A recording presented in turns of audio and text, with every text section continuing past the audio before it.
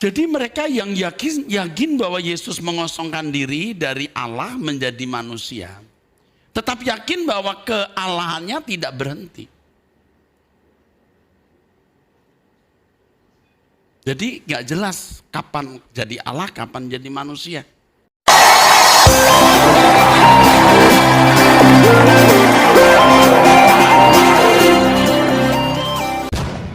Shalom, salam sejahtera dalam kasih Tuhan kita Yesus Kristus.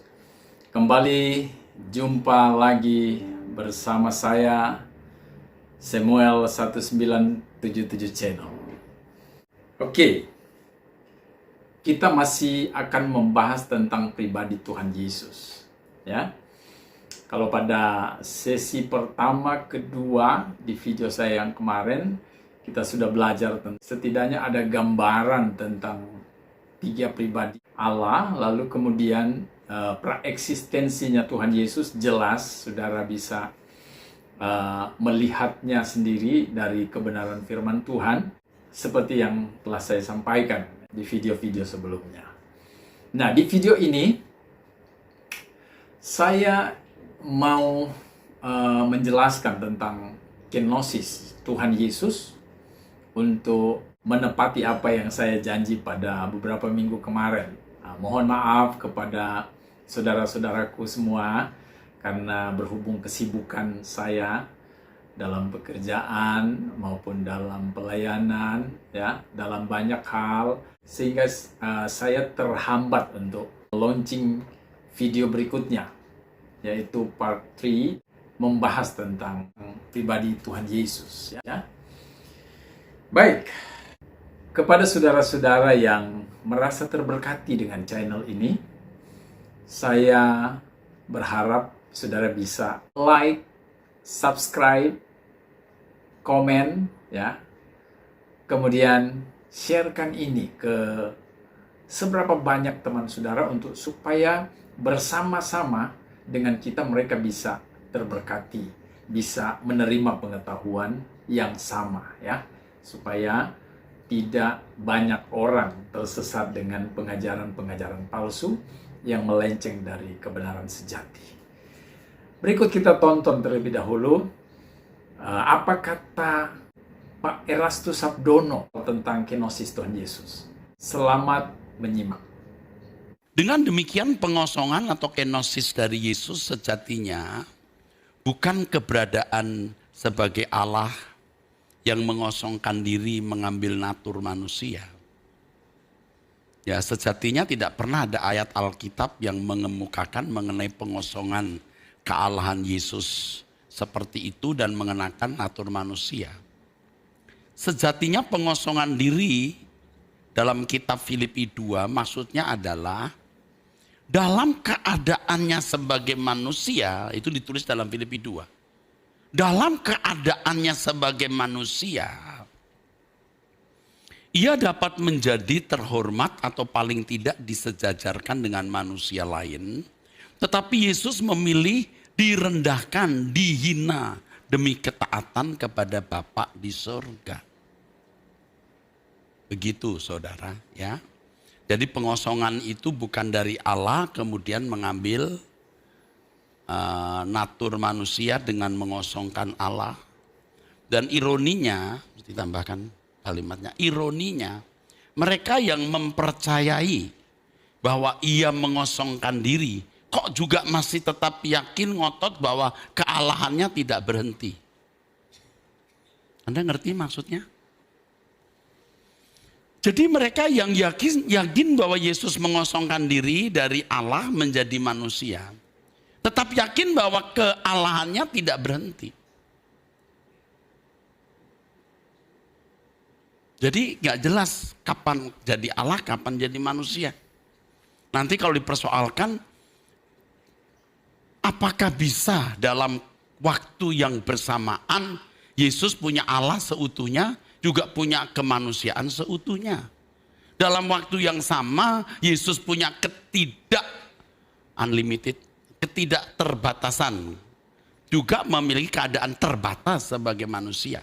Apakah bisa dalam waktu yang sama Dia berkeadaan sebagai Allah yang tidak bisa berdosa, tapi juga menjadi manusia yang bisa berdosa. Jadi jangan heran kalau banyak orang Kristen hari ini bingung, saudara. Nah sekarang setelah saya jelaskan ini, mungkin jadi tidak bingung, tapi jadi marah.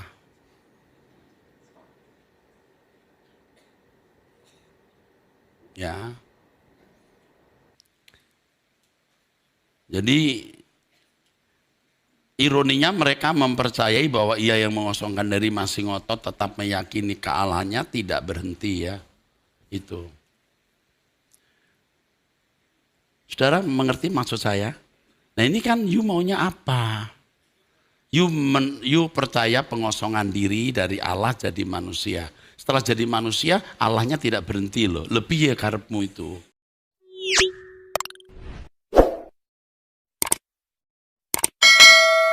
Oke, jadi itulah kata Pak Eras berkaitan dengan proses kenosis dari Tuhan Yesus, ya.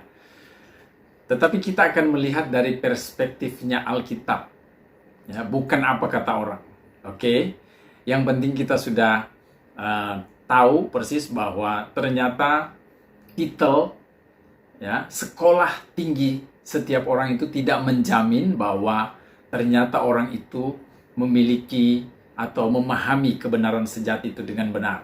Selain mereka yang menerima dari Roh Kudus. Nah, itu yang menjamin orang itu punya pengetahuan yang benar akan kebenaran firman Tuhan. Nah, saudara, sebelum saya lanjut dalam penjelasan tentang kenosis Tuhan Yesus, saya perlu saudara untuk bisa memahaminya terlebih dahulu apa itu kata kenosis, ya. Nah, kalau saudara searching di Google, ya di sana menurut Wikipedia, kenosis itu adalah pengosongan diri atas kehendak pribadi atau diri sendiri dan sepenuhnya menerima kehendak Allah, ya. Tetapi dalam kata lain, saya bilang begini, saudara. Kenosis Tuhan Yesus itu adalah proses pengosongan diri atas kehendak diri sendiri Tuhan Yesus untuk menggenapi kehendak Bapanya yang mengutus dia. Oke? Nah, itu pengertian kata kenosis daripada Tuhan Yesus. Nah, saudara, pada bagian yang pertama dan kedua, saya berharap saudara jelas tentang apa yang saya paparkan di sana, tentang apa yang saya jelaskan mengenai praeksistensinya Tuhan Yesus, sebab itu justru akan mempermudah saudara mengerti selanjutnya tentang proses pengosongan diri anak Allah ini, proses pengosongan diri firman ini, Allah ini. Ya, oke. Sebelumnya saya ajak kita semua untuk membaca Filipi 2 ayat yang ke-6 bilang begini. Yang walaupun dalam rupa Allah tidak menganggap kesetaraan dengan Allah itu sebagai milik yang harus dipertahankan. Seperti yang saya katakan di video saya yang kedua, Yesus itu punya kesetaraan dengan Allah Bapa dan Roh, ya, dalam hal apa? Hakikat atau ousia yang sama dengan Bapa dan Roh. Dia adalah Roh. Hakikatnya Yesus itu Roh. Nah, saudara, Yesus itu adalah Allah, pribadi Allah yang dari semula itu sudah bersama-sama dengan Allah Bapa dan Roh dalam kekekalan mereka sebelum bumi dijadikan. Makanya Yohanes 1 ayatnya yang pertama sampai ayatnya yang ketiga, kalau kita baca, pada mulanya adalah firman, firman itu bersama-sama dengan Allah dan firman itu adalah Allah. Ayat 2, ia pada mulanya bersama-sama dengan Allah. Ayat 3, segala sesuatu dijadikan oleh dia dan tanpa dia, tanpa Yesus, tidak ada satupun yang telah jadi dari segala yang telah dijadikan. Membuktikan bahwa Yesus itu adalah Allah. pada masa praeksistensinya sebelum dia mengambil rupa seorang hamba, seperti apa yang dijelaskan oleh Rasul Paulus dalam Filipi 2 ayatnya yang ke-6. Roh Kudus bicara lewat Rasul Paulus untuk menjelaskan saudara dan saya. Yesus yang walaupun dalam rupa Allah di ayatnya yang ke-6, dia tidak mempertahankan kesetaraannya dengan Allah sebagai Allah yang Maha Kuasa itu, seperti Bapa dan Roh, melainkan pada ayatnya yang ke-7, melainkan telah mengosongkan dirinya sendiri dan mengambil rupa seorang hamba dan menjadi sama dengan manusia.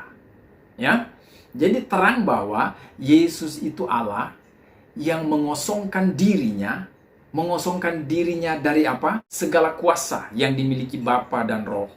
Yesus punya kuasa untuk menciptakan segala sesuatu. Makanya di Kejadian 1, saudara bisa temui bahwa di sana Allah ketika menjadikan segala sesuatu, Yesus bersama-sama dengan dua pribadi Allah di sana. Jadi 3 pribadi Allah di sana bekerja sama. Ya, dari mana kita bisa tahu bahwa Yesus itu ada bersama-sama dengan Bapa ketika masa penciptaan? Kalau saudara baca dalam kitab Kejadian 1, ayatnya yang ke-26, di sana Bapa mengajak Roh dan firman, baiklah kita menjadikan manusia menurut gambar dan rupa kita. Oke? Nah, Bapa tidak seorang diri. Kalau Bapa seorang diri lalu dia ngomong begini, saudara, saya mau bilang bahwa Allah yang engkau dan saya sembah itu Allah yang gak waras. Masa ia diri sendiri, dia sendiri dalam kekekalan itu sebelum ada manusia, lantas dia ngomong sama dirinya sendiri, baiklah kita menjadikan manusia menurut gambar dan rupa kita. Justru karena Allah itu 3 pribadi, maka Allah pleno di sana. Ya, dia rapat di sana, saudara. Itulah makanya Yeremia dalam Yeremia 23 ayatnya yang ke-18 dan 22, dia sentil itu, saudara. Seandainya kamu hadir dalam dewan musyawarah Allah. Nah, lalu siapakah yang hadir dalam dewan musyawarah Allah? Ya, saudara, ini menjelaskan kepada kita bahwa Yesus ada di sana.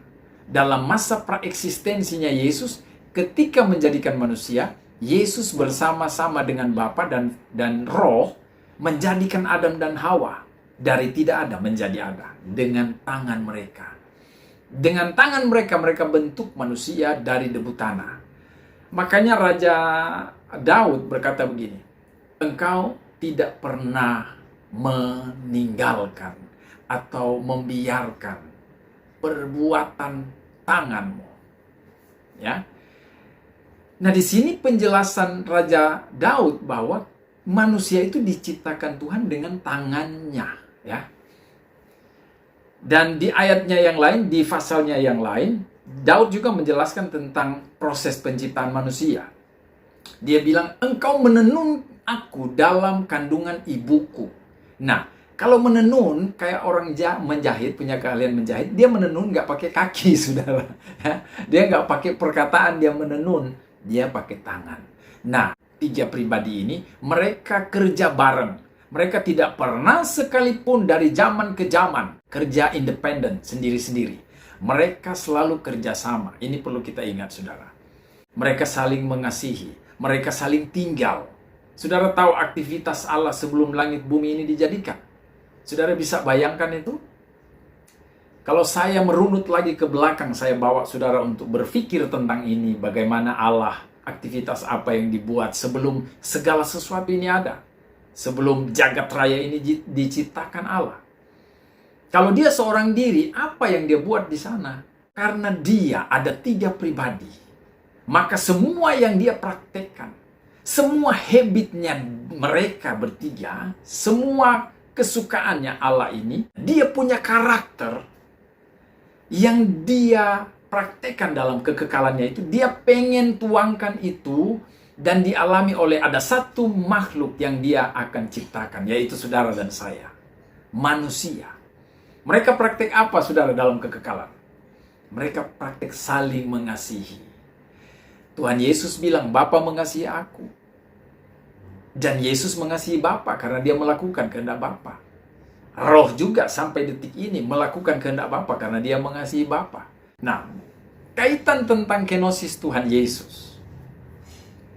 Bagaimana Tuhan Yesus berproses, saudara? Saudara tahu, ketika Tuhan Yesus mau mengambil rupa seorang hamba dan menjadi sama dengan saudara dan saya, dia berkata begini. Ibrani 10 ayatnya yang ke-5. Karena itu, ketika ia masuk ke dunia, ia berkata, korban dan persembahan tidak engkau kehendaki, tidak Bapa dan Roh kehendaki, tetapi engkau telah menyediakan tubuh bagiku. Tetapi Bapanya, Roh Kudus, telah menyediakan tubuh bagi Yesus, bagi firman. Ternyata Roh Kudus telah menyiapkan tubuh. Ya, janin yang ada di dalam Maria, perawan Maria, itu terbentuk oleh kuat kuasa Aba Roh Kudus. Makanya dalam kitab Matius,